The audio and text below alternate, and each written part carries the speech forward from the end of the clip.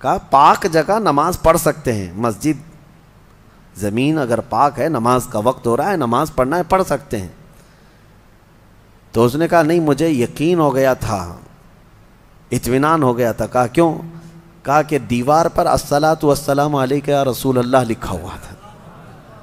الحمدللہ ہمارے بچے بھی اتنی شدھ بدھ رکھتے ہیں کہ جہاں کی دیواروں سے میرے مصطفیٰ کا سلام ہو وہ مسجد ہے، وہ مسجد ہے۔ میرے عزیزو، اس مسجد ضرار کا ذکر اس میں آیا ہے۔ آج ہم نے جو تلاوت کی ہے یہ منافقین کی سازشوں کا اڈا تھا، اس کو ختم کر دیا گیا۔ حیرت کی بات میں آپ کو بتاؤں، قرآن نے جس کو مسجد تقویٰ کہا، یعنی وہ مسجد قباء ہے، مدینے میں موجود ہے، اور بعض مفسرین فرماتے ہیں وہ مسجد نبوی ہے کیونکہ اس کی بنیاد ہی تقوی کی بنیاد پر رکھی گئی، اللہ اس کے رسول کی رضا ہے۔ لیکن جس مسجد کو ڈھا دیا گیا، مسجد ضرار ختم کر دیا گیا، ان سعودیوں نے اس جگہ کو بھی آج محفوظ رکھا ہے، وہاں پر بھی ان لوگوں نے اس کی بھی حفاظت کر لی ہے۔ ہر ایک کو اپنے پرکھوں سے محبت ہوتی ہے۔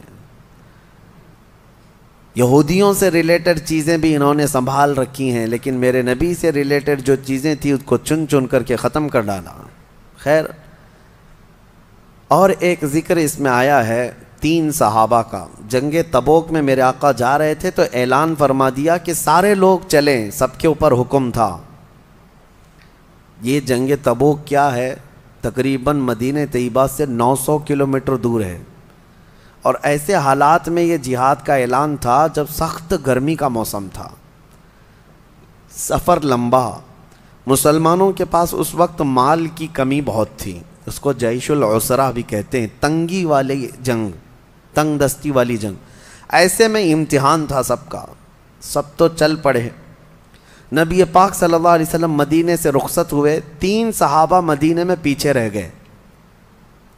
وہ تینوں صحابہ میں سے ایک حضرت کعب بن مالک، ایک حضرت مرارہ، ایک حضرت ہلال، یہ مخلص مومنین ہیں، صحابہ ہیں، منافقین کی بات نہیں کر رہا ہوں، سچے صحابی رسول ہیں، لیکن پیچھے رہ گئے، فوج میں شامل نہیں ہو سکے۔ حضور پاک صلی اللہ علیہ وسلم کے ساتھ جانا تھا لیکن جا نہ سکے، سب جوان تھے، سب طاقت والے تھے، سب کے پاس حیثیت تھی۔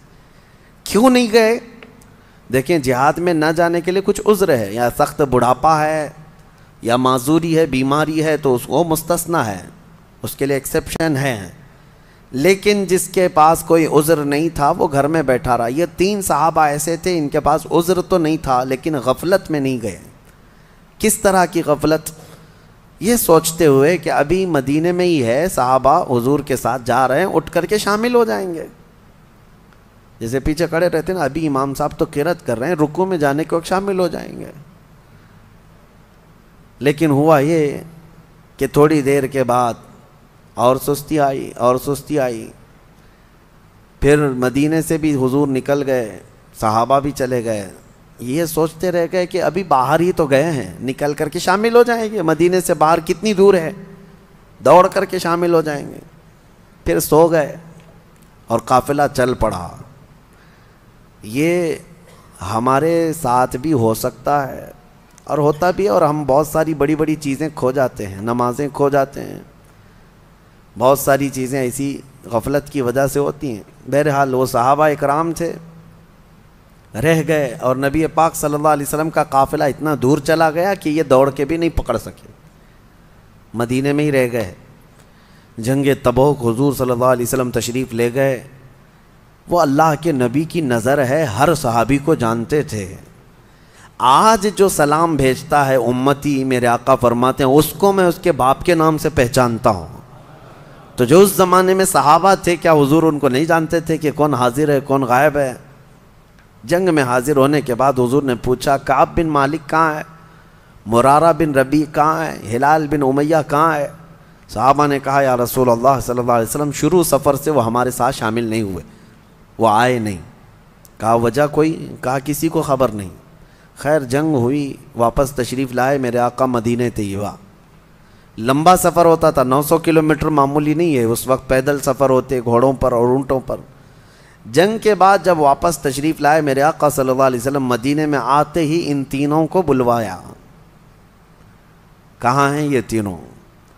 آپ لوگ دین کے کاموں کو ہلکے میں لیتے ہو، اور آپ کو لگتا ہے کہ ناموس رسالت کے لیے کھڑا ہونا یہ صرف کسی مولوی کا کام ہے یا کسی مفتی کا کام ہے، کسی مبلغ کا کام ہے.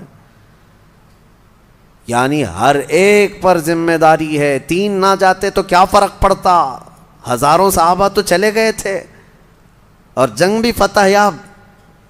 لیکن واپس آنے کے بعد میرے آقا صلی اللہ علیہ وسلم نے سرزنش فرمائی، بلوایا، تینوں آئے. یہ پوری حدیث بخاری شریف میں اس کی روایت کرنے والے خود حضرت کعب بن مالک ہیں جو پیچھے رہ گئے تھے. وہ خود ہی اس حدیث کے راوی ہیں، انہوں نے خود اپنا واقعہ بیان کیا ہے کہ کیسے کیسے کیا کیا ہوا تھا. پھر نبی پاک صلی اللہ علیہ وسلم جب بلائے تو تینوں صحابہ کہتے ہیں، تینوں حضور جب ہمیں طلب کیے تو سب سے پہلی چیز یہی پوچھنے والے تھے کہ کیوں نہیں آئے. وہ کہتے ہیں ہم نے سوچا کہ کچھ ہیلا کر لیتے، کچھ بہانہ کر لیتے کسی بیماری کا یا کسی عذر کا. پھر وہ کہتے ہیں اس سے کیا بہانہ کریں جو دلوں کے حالات کو بھی جانتا. سچ سچ کہہ دیا یا رسول اللہ صلی اللہ علیہ وسلم، غفلت کی وجہ سے نہیں آ سکے، سستی، ہم غفلت کی وجہ سے پیچھے رہ گئے. قرآن نے یہی اس میں بیان کیا ہے کہ منافقین پیچھے تو رہ جاتے ہیں لیکن جب پوچھا جائے تو ہیلے بہانے کرتے ہیں، سچ نہیں بولتے. لیکن مخلص مومنین کا حال یہ ہے، قرآن کہتا ہے ان سے غفلت ہوئی تو بارگاہ مصطفیٰ میں آ کر یہ نہیں کہتے کہ بیوی پکار رہی تھی، بچہ بیمار تھا، ہمیں تکلیف تھی. نہیں، آ کر سیدھے کہہ گئے کہ یا رسول اللہ غفلت ہو گئی ہم سے، کاہلی سے. دوسرے صحابی سے پوچھا، انہوں نے بھی کہا یا رسول اللہ سوچتا رہا شامل ہو جاؤں، نہیں شامل ہو سکا، یہ میری غفلت ہے، میری خطا ہے. تیسرے صحابی نے بھی یہی کہا کہ غفلت ہے.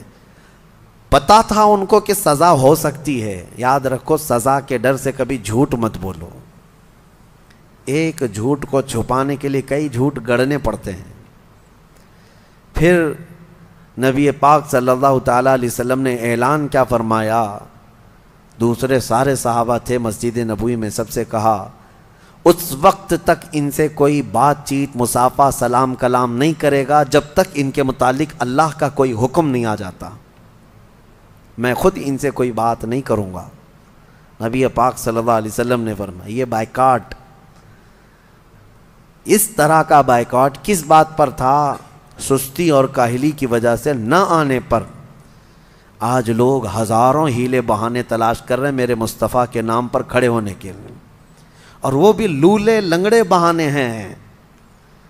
ایسی آج کسی کی نوبت نہیں آئی ہے کہ اس کی گردن پر تلوار رکھ دی گئی ہو کہ اگر حق بولے گا تو کاٹ دی جائے گی. نہیں ہے. اگر ایسا ہوتا تو آپ کا یہ کم ظرف آدمی اور کم علم آدمی اتنا نہیں چیخ رہا ہوتا، اتنا نہیں چلا رہا ہوتا.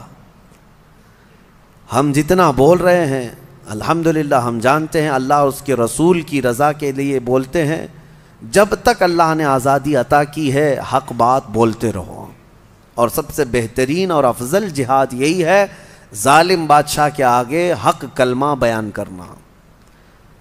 آج نہ جانے کتنے ہیلے بہانے ہیں، کتنے بہانے ہیں. مجھے پتہ ہے 1-2 سال پہلے پتہ نہیں کیا کیا چیزیں پیش کر دی گئی تھی ہمارے خلاف. ہم نے صرف اتنا کہا تھا ناموس رسالت کے لیے ہر مسلمان کھڑا رہے گا، میرے آقا کی عزت کی بات ہے. تو کچھ لوگوں نے یہ بتایا کہ حالات ایسے بگڑے ہوئے ہیں، آپ پوری قوم کو آگ میں جھونک رہے ہیں، امت کو تکلیف میں ڈالنا یہ کہاں سے جائز ہے؟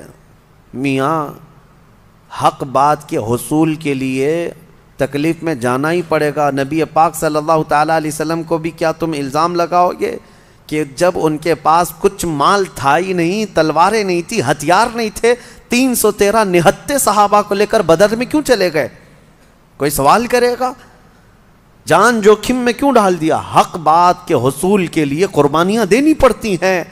تمہیں صرف اور صرف اپنے اسباب پر بھروسہ ہوتا ہے. نادانوں اٹھو، کھڑے ہو جاؤ.